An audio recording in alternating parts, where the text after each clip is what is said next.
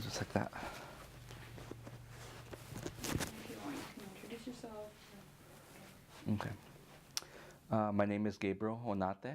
I'm a 21, and what I'm doing here is I'm reading a poem titled Cosas que mi madre me dijo, things my mother told me.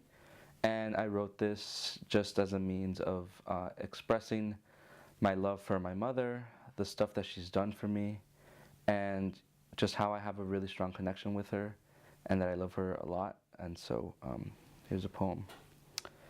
2 lives were lost to grant mine. 2 lives gave up all they had to give me everything. 2 lives sweated blood to make sure I would only sweat water. 2 lives killed their dreams to protect mine.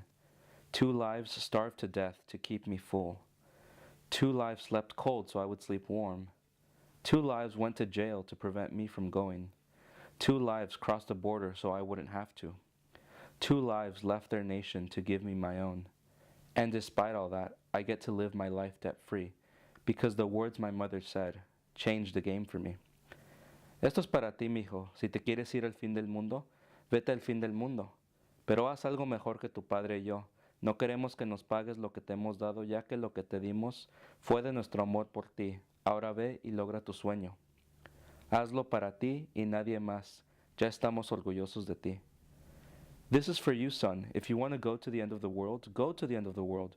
But do something better than your father and I. We don't want you to repay us for all we've given to you. We gave it out of our love for you. Now go and make your dreams come true. Do it for you and no one else. We're already proud of you.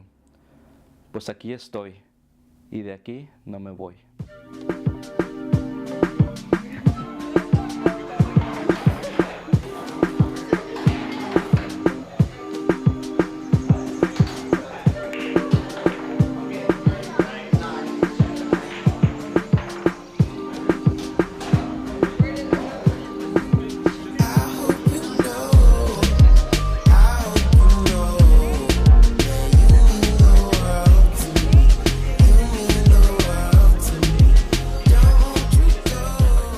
Masculinity, I think especially for being a queer person, someone that identifies with the LGBT community, masculinity it's changing constantly, I think, for me, because with other friends on campus, a lot of them don't understand struggles. I think, at least a lot of my straight friends don't understand struggles that the LGBT community faces. And so I feel like whether it's me, reading my poem and me just speaking from the heart, because that's what my poetry is, a lot of men become uncomfortable, and it sucks when the closest friends that you have, it's like they get uncomfortable when you get emotional. Okay, it's starting now.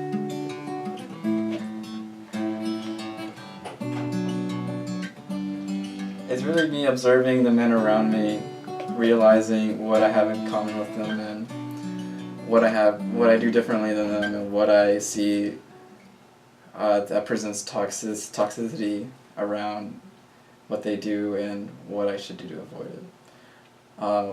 Also realizing and feeling shame and feeling guilt and me replicating the toxicity that I grew up around, and being quiet in instances where toxic masculinity is doing something really wrong. But I remember growing up watching novelas with my grandmother. The men, but it's also Latin culture as a whole, where Latin men are viewed this way in general, but it's Dominican men are the worst. It is just surviving and learning how to maneuver through the world, being in this skin, being in this body. So I think that's where that performance comes from.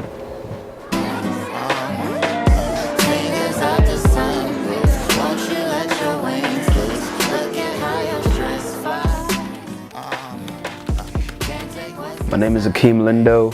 I'm a Dartmouth 19. I come from Jamaica, but I live in Boston.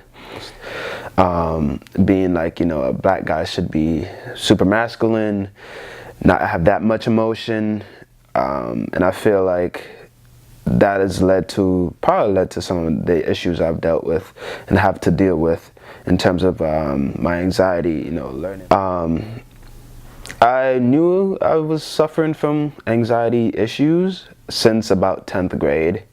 However, coming from a Jamaican household and a black household as well, I guess it was never a common thing to display that and talk about anything emotional. I remember when my mom asked me, what died first, love or yourself? She's the only one that understands that the dead can still hear from the casket, and that all these speeches and eulogies have the weight of empty baskets that have been thrown into my body like the sound of sorrowful trumpets, yet people are surprised I cut off my own strings as a puppet. I look up at the pale ventriloquists. It's almost as if they've heard the voices of rhetoricians. Or maybe they ponder the last words of my pestilence that swarm their wheat-filled heads like locusts in the season of decadence. They wonder how my stiff-wood arms could reach my back, where I loosen the knots before they crack. And I allow their fingers to make me believe that I'm a jack of all trades, but love was where all masters lack. I ask for help, not complete control, and their fingerprints surround the neck of my soul. No need to worry, the strings are of gold, but my performances were rather dull. This stringless altruism I sought is unfortunately a routine that could not be taught.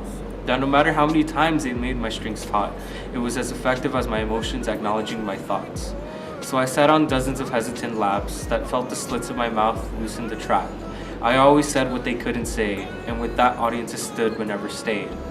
Never has the stage been darker, where my master's thoughts seldom traveled farther. We exited the stage, but our hesitants stood seated. My master always told me I was lucky to have nothing in my chest that beat it. What my masters didn't understand was that emotions I felt were various, that I could absorb and empathize with experiences vicarious, that even if I knew the hands that enter me were nefarious, even the Sagittarius is dependent on the stars gregarious. I was filled by hollow men and women, made into a scarecrow, a comedian, a money-hungry politician, that advocated for ventriloquy and more wooden tendons, but could not distinguish planks and bones when the lives of their loved ones ended. They said I love you through the mouth of another, then wondered why the programs with their names on it pervaded the floor like thunder. They entertained mothers, fathers, brothers, and summers, but their fingers held puppets in the night, not lovers. So when I found love, I cut off my own strings, and for the slight second I held you with these painful wooden things. For a moment I felt my existence sting, and my own voice perished with, "Oh master, how lucky you are to have something within you beating." My master sat at my funeral with empty hands, wondering what the secret was. Did it hide in the sand?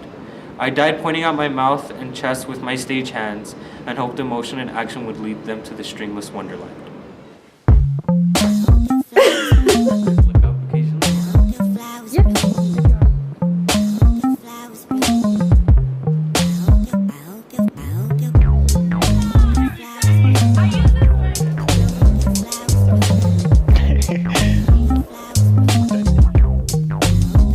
I hope your flowers bloom.